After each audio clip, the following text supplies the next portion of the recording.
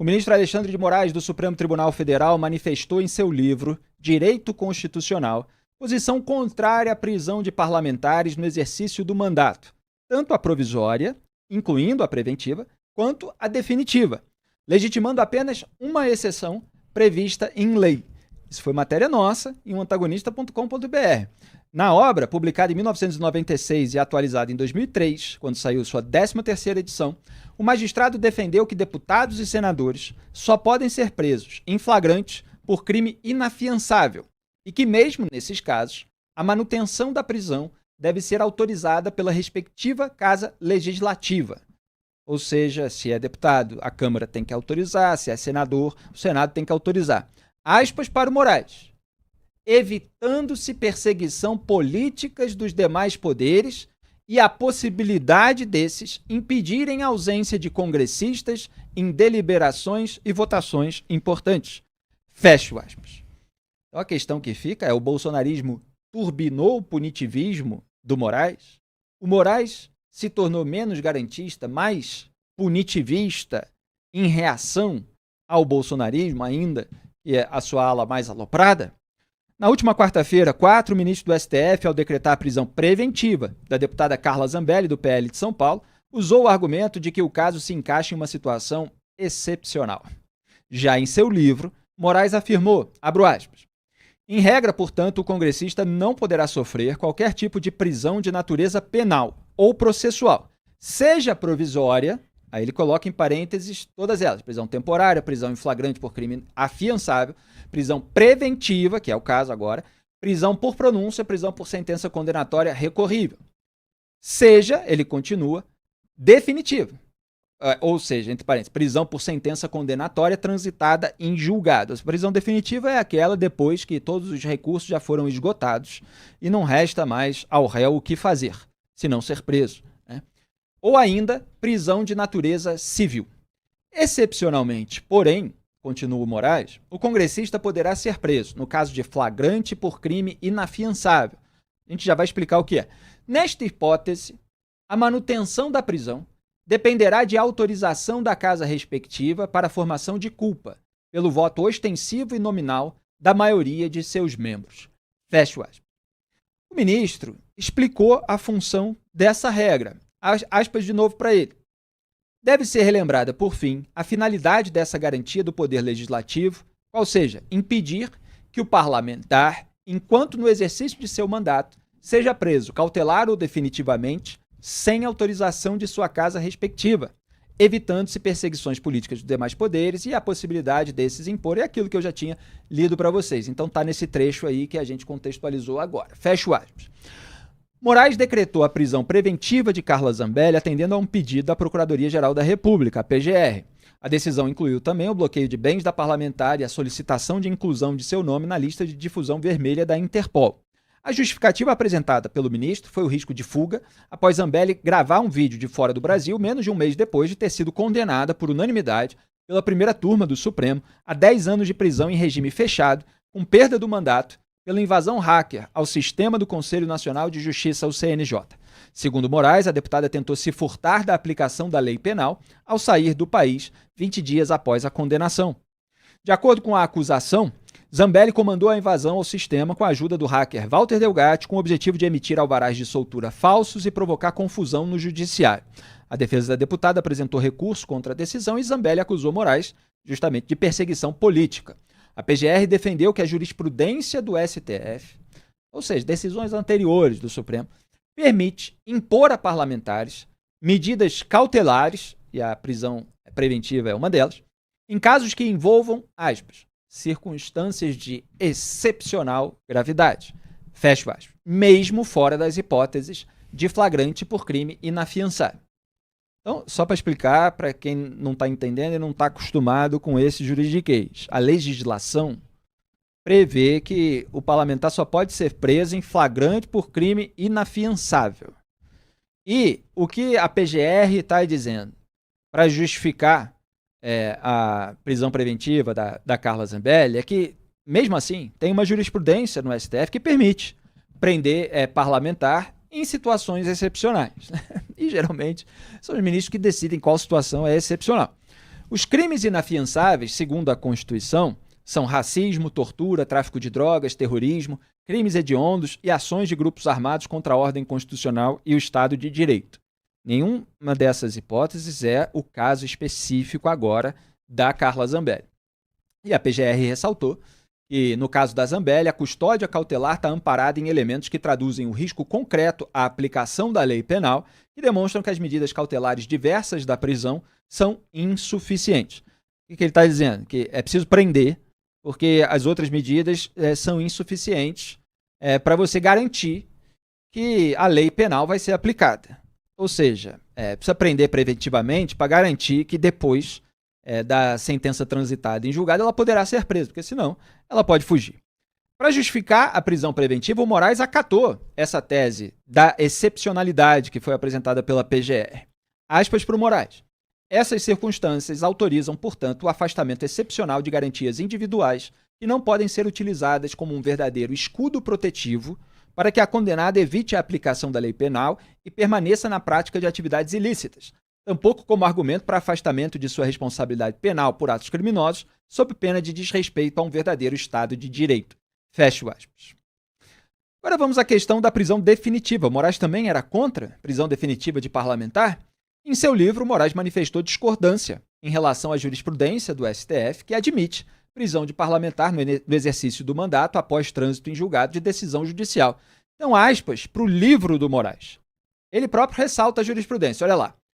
Ressalte-se que, em relação à possibilidade de prisão do parlamentar em virtude de decisão judicial com trânsito em julgado, que é quando, repito, todos os recursos se esgotam, o Supremo Tribunal Federal posiciona-se pela sua admissibilidade, por entender, e aí ele cita o STF, que, aspas, a garantia jurídico-institucional da imunidade parlamentar formal não obsta, observado o devido processo legal, a execução de penas privativas de liberdade definitivamente impostas aos membros do Congresso Nacional. E aí ele próprio fecha aspas para a jurisprudência do STF. E aí escreve, conforme exposto supra, que é acima, não concordamos com essa possibilidade de prisão, uma vez que a Constituição Federal não restringe a garantia somente às prisões processuais, como a preventiva, e excetua somente a hipótese de prisão em flagrante por crime inafiançável, e mesmo assim, submetendo-a à imediata apreciação da Casa Parlamentar. Fecho aspas. Então, para resumir, para quem não entende o juridiquês, o Moraes, no livro, se manifestou contra a prisão de parlamentar, seja preventiva, seja definitiva, exceto nos casos de flagrante por crime inafiançável, que é a exceção já prevista na lei. Nessa sexta-feira, 6 de junho, hoje, portanto, quando a gente está aqui ao vivo, mas muita gente vai ver esse vídeo depois, no entanto, com o voto do Moraes, que é o relator do caso, a primeira turma do STF, em julgamento no plenário virtual, rejeitou os embargos declaratórios apresentados por Carla Zambelli contra a condenação a 10 anos de prisão. E com a decisão unânime, a primeira turma pode estabelecer o trânsito em julgado desse processo e determinar o início do cumprimento da sentença em definitivo, não mais em prisão preventiva, portanto, já que a análise dos chamados embargos de declaração é o último instrumento jurídico a ser adotado nesse caso. Lembrando que também fazem parte da primeira turma os ministros Cristiano Zanin, Flávio Dino, Carmen Lúcia e Luiz Fux, e todos eles acompanharam integralmente o voto do relator Alexandre de Moraes. Ele alegou que o recurso apresentado por Zambelli tem caráter meramente protelatório, ou seja, de adiar o processo, de ficar enrolando para não ser presa. O ministro escreveu, aspas, assim considerando o caráter manifestamente protelatório do presente recurso, evidenciado pela mera reprodução de argumentos anteriormente apresentados, é de rigor a certificação do trânsito em julgado. Como se vê, todas as questões trazidas pelos embargantes foram devidamente contempladas pelo acórdão impugnado. Os embargantes buscam, na verdade, rediscutir pontos já decididos pela Suprema Corte no julgamento desta ação penal. Como visto, nos termos da fundamentação, os embargantes apenas reiteram argumentos já enfrentados tanto no acórdão condenatório que evidencia a intenção procrastinatória na oposição do presente recurso. Fecho aspas. Só lembrando que a primeira turma também determinou a perda do mandato parlamentar da Carla Zambelli, mas isso depende de decisão administrativa da Câmara dos Deputados e o presidente da Câmara, Hugo Mota, do Republicano, já indicou que deve resistir a uma determinação do Supremo. Vamos ver se isso realmente vai acontecer. Só lembrando mais um pontinho, que isso aí é uma baita discussão. Porque lá atrás, eu me lembro, eu cobri isso muito, quando a primeira turma do STF determinou 2 medidas cautelares contra o então senador Aécio Neves, do PSDB, se eu não me engano, era recolhimento noturno e perda do mandato. A discussão sobre se essas duas medidas já deveriam ser aplicadas por ordem do STF ou se deveria passar pelo aval da Casa Legislativa, que na época era o Senado, foi para o plenário do STF, onde os 11 ministros, e não só os 5 da turma que decidiu, iriam decidir. O que aconteceu? Houve um empate em 5-5. O voto de desempate ficou para então presidente Carmen Lúcia, que toda atabalhoada, porque nem esperava ter que desempatar, decidiu que a Casa Legislativa tinha que dar o aval. Como acontece sempre, o corporativismo prevaleceu e os pares, os outros senadores, aliviaram o Aécio, derrubaram as 2 medidas cautelares impostas pela primeira turma do STF contra ele. Então, no caso da Carla Zambelli, não está indo para a Casa Legislativa. Agora, se a Casa Legislativa quiser peitar o STF e falar assim, tem que passar pelo nosso aval, etc., pode ter briga, pode ter tensão. Então, mostramos aqui que o Moraes defendia uma coisa lá no livro dele, anos atrás, e agora ele não só decreta a prisão preventiva, como ele vota para a prisão da parlamentar no julgamento final. Aliás, vou mostrar em instantes aí o comentário que o ex-procurador e deputado federal cassado Deltan Dallagnol fez a respeito dessa matéria que nós publicamos em oantagonista.com.br. Está na agulha, produção? Então pode colocar aí que ele tem feito muitas críticas ao Moraes. Aí colocou lá, que antes Moraes não precisava salvar a democracia. Agora ele precisa. Então, muita gente comentando ali que ele tinha uma posição menos punitivista quando não tinha poder, agora que tem poder, tem uma posição mais punitivista contra aquelas pessoas que o criticam. Agora, claro que você tem toda uma circunstância específica do caso Carla Zambelli. Então, a gente aqui não está, até o momento, manifestando uma posição nossa sobre o que deve ser ou não. A gente está mostrando que o ministro tinha uma posição e ela agora é outra. Ricardo Kertzmann, o que você destaca de todo esse episódio? Felipe, o sistema brasileiro, o sistema judiciário brasileiro, de um modo geral, ele é muito falho. Ele é falho pela morosidade, ele é falho pelo custo, ele é falho por decisões que acabam, muitas vezes, extrapolando, inclusive, o texto constitucional. Porque, infelizmente, a gente se depara a todo instante com esse tipo de situação. Não vale o que o legislador escreveu, com sujeito, exato, verbo, predicado, com orações. Isso acaba não valendo, porque um juiz, muitas vezes, um juiz só monocraticamente, deturpa tudo que está escrito e julga conforme as suas crenças, seus valores, desconsiderando o que os próprios operadores do direito chamam de espírito da lei, o espírito do legislador. Dessa vez, essa sentença, essa ordem de prisão expedida pelo Alexandre de Moraes, sob a justificativa de excepcionalidade, essa excepcionalidade, Felipe, ela traz ainda mais insegurança jurídica, porque essa excepcionalidade, ela pode ser arguída, ela pode ser posta pelo magistrado, novamente, o que eu disse, de forma individual, arbitrária, de forma monocrática, ainda que nesse caso tenha sido referendada pelos demais pares. Eu me recordo, Felipe, que em 2022, durante a campanha presidencial, no âmbito de um julgamento no TSE, em que estava sendo debatido uma censura a um documentário que seria publicado dias à frente, seria exibido dias à frente a respeito da tentativa de assassinato do ex-presidente Jair Bolsonaro, aquele ataque à faca lá em Juiz de Fora, e acabou sendo censurado esse documentário, mas no voto da ministra Carmen Lúcia, ela primeiro disse que não aceita censura, que censura deve ser combatida, mas que aquele era um caso excepcionalíssimo. Então, mas aquele era um caso excepcionalíssimo. Então, assim, Felipe, de excepcionalidade em excepcionalidade, o judiciário vai tirando a Constituição brasileira na lata do lixo. Isso, e vai turbinando o autoritarismo, né? Eu falei aqui a palavra arbitrário porque, por uma livre interpretação de cada ministro, eles podem a qualquer momento considerar que a situação é excepcional. Aliás, não foi outra coisa que aconteceu para a instauração do próprio inquérito das fake news e daqueles que o seguiram. Duda Teixeira. Agora, a gente está falando aqui da interpretação da lei, mas a Constituição é tão clara, né? Nesse artigo 53, assim, são 2 frasezinhas, fala assim, olha, prisão de parlamentar só pode acontecer em crime em flagrante e crime inafiançável. Tá lá. A Constituição não diz assim, olha, mas se for prisão temporária, aí pode, né? Ou mais se for prisão preventiva, aí pode. Não tem exceção alguma, assim, tá cristalino.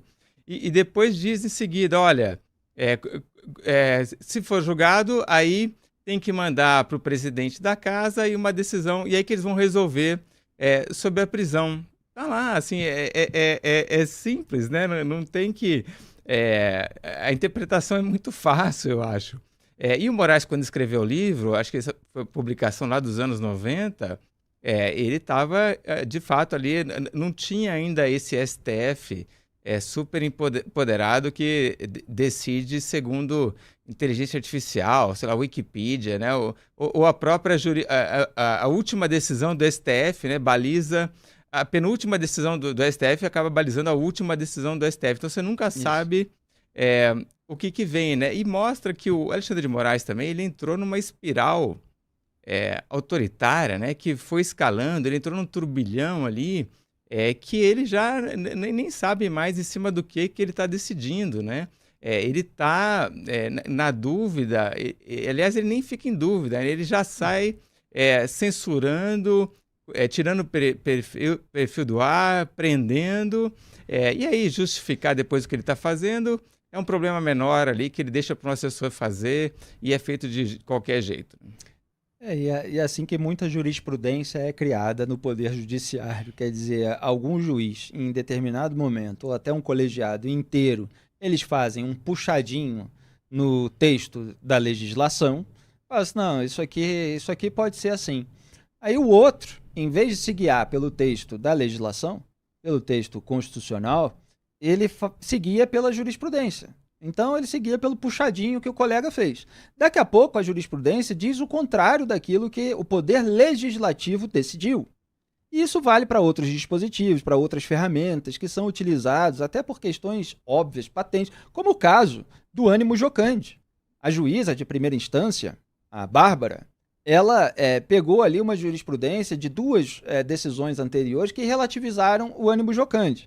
Aí daqui a pouco você chega a esse ponto, de você mandar para a cadeia por 8 anos um humorista, quer dizer, de você sair condenando o humorista porque se perdeu a noção de que quando você fala as coisas com um sentido de humor, com um sentido de piada, e nenhum é mais significativo do que aquele feito num show de comédia stand-up pelo qual se cobra ingresso, você perde o sentido de que aquilo precisa ser devidamente relativizado, né? Não pode incorrer como qualquer... como um filme, como uma obra de ficção, não pode ser enquadrado assim como cometimento de crime a partir de determinadas falas. Então esse relativismo e esse ativismo judicial, eles vão se somando nessas excepcionalidades que vão se criando, e aí o país fica nessa tremenda insegurança jurídica que vive hoje, e o Poder Judiciário com todo esse protagonismo e a população reagindo a diversas decisões pelas redes sociais, pela imprensa, etc. Então, vamos só registrar o seguinte, porque a gente estava falando do Moraes, mas como a gente já apontou em programas anteriores, o que a Carla Zambelli fez é algo que demanda uma punição. Estava avaliando aqui questões jurídicas, incoerência do ministro, relação da legislação com a aplicação da lei. No entanto, não dá para se escudar num discurso de vítima por ser perseguição contra a direita, etc., no sentido de se eximir de responsabilidade pelo ato cometido. Então, chamar um hacker para invadir sistema eletrônico do sistema de justiça do CNJ, inserir dados falsos, etc., é algo grave que merece punição. É claro que se pode discutir o tamanho da pena, se pode discutir se deve ser preso agora ou só após o término do mandato, etc. Agora, a conduta merece todo o repúdio.